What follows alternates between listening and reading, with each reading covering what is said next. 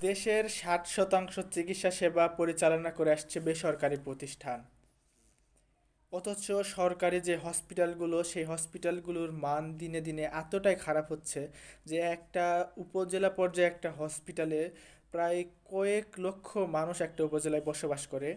সেই উপজেলা স্বাস্থ্য ক্লিনিকে, সরকারি যে স্বাস্থ্য ক্লিনিক, সেই স্বাস্থ্য ক্লিনিকে একটা এক্স রে মেশিন পাওয়া যায় না। মানুষ যখন চিকিৎসা নেওয়ার জন্য যায়, তাদেরকে যে চেক আপগুলো করার জন্য দেওয়া হয়, সেই চেক আপ করার যে প্রযুক্তি, সেই প্রযুক্তি সেই উপজেলা হসপিটালে পাওয়া যায় না। সেই চেক আপগুলো করার জন্য বাহিরের যে ক্লিনিক, সেই ক্লিনিকগুলোতে করে আনতে হয়।